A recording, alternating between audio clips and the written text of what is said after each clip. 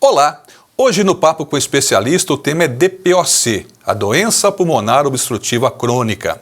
A DPOC é uma condição inflamatória progressiva que obstrui as vias aéreas, dificultando a respiração. É uma doença com repercussões sistêmicas, prevenível e tratável, e a limitação que provoca no fluxo aéreo pulmonar é parcialmente reversível. Embora não tenha cura, os tratamentos disponíveis atuam retardando a progressão da doença, controlando os sintomas e reduzindo as complicações. É fundamental consultar o médico para diagnóstico e tratamento adequados. A fisioterapia e os exercícios físicos com orientação profissional também são aliados do paciente. Atualmente, a DPOC é a terceira causa de óbitos no mundo todo, de acordo com a Organização Mundial da Saúde. Para falar sobre o tema, a convidada do programa de hoje é a médica pneumologista Suzana Érico Tani, professora associada do Departamento de Clínica Médica da Faculdade de Medicina de Botucatu. Vamos então ao Papo com o Especialista.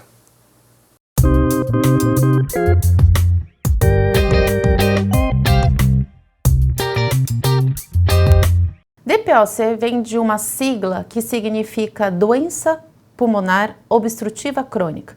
Nome complexo, mas para enfatizar de uma doença que é de causa prevenível. Ou seja, se eu não tenho exposição a fatores de risco durante a minha vida, eu raramente vou ter o desenvolvimento desta doença.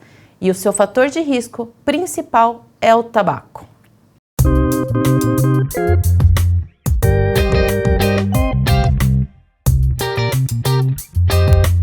A condição desta doença, da DPOC, ela implica na sensação de falta de ar, que, no termo médico, chamamos de dispneia. E isso impacta na execução de pequenos afazeres do nosso dia a dia, como tomar banho, caminhar, colocar um sapato, porque eu sinto a falta de ar.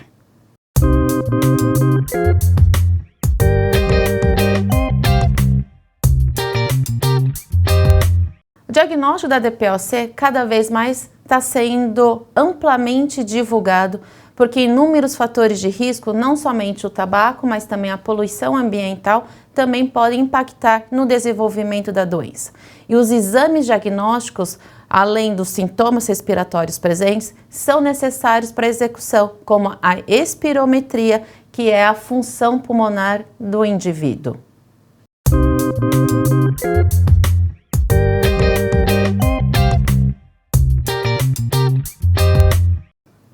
A prevenção, então, fica ao cuidado da saúde respiratória para nunca estarmos expostos à toxicidade da fumaça emitida por qualquer fumígeno tabagístico ou agora, novamente, pela introdução dos cigarros eletrônicos.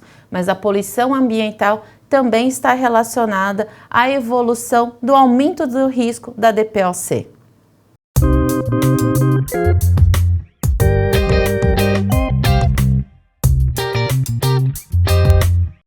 A qualidade de vida, ela tem uma expressão ampla dentro do nosso dia a dia.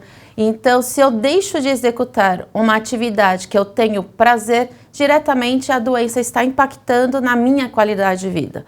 Eu deixo de trabalhar numa idade mais precoce, eu não consigo executar com maior eficiência aquela atividade que eu gostaria de estar executando, como uma simples caminhada, como uma simples ida ao mercado e fazer as minhas compras e carregar essas compras. A doença impacta nessa minha capacidade de independência.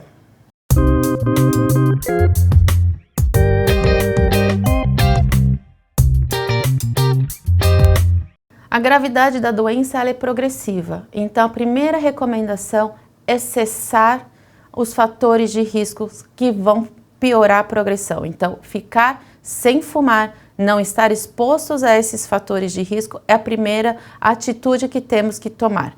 Segundo, temos o programa de não farmacológicos que incluem vacinação, reabilitação pulmonar e temos o lado farmacológico, que hoje existem terapias inalatórias para melhor controle dos sintomas respiratórios e evitar riscos futuros como exacerbação da doença.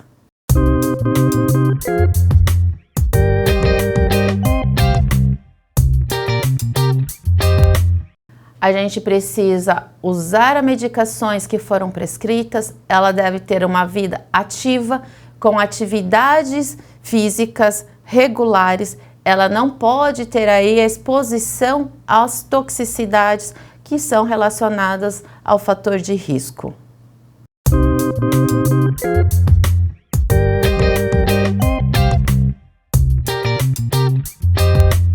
As complicações mais comuns da doença são as agudizações, são os ataques pulmonares, que chamamos de exacerbações.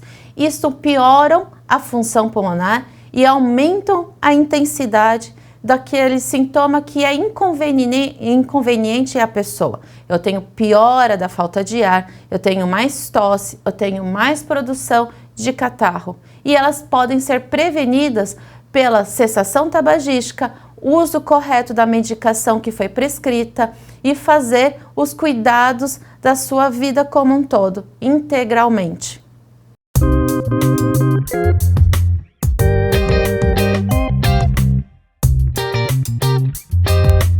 Dia Mundial da DPOC como um sinal de alerta para toda a população que aprenda sobre essa doença, que é a terceira causa de morte no mundo como um todo.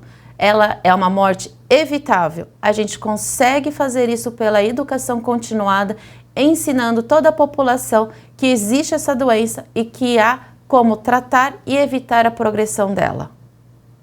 Agradecemos a doutora Suzana Érico Tani por sua participação aqui no Papo com Especialista. Até a próxima. Tchau, tchau.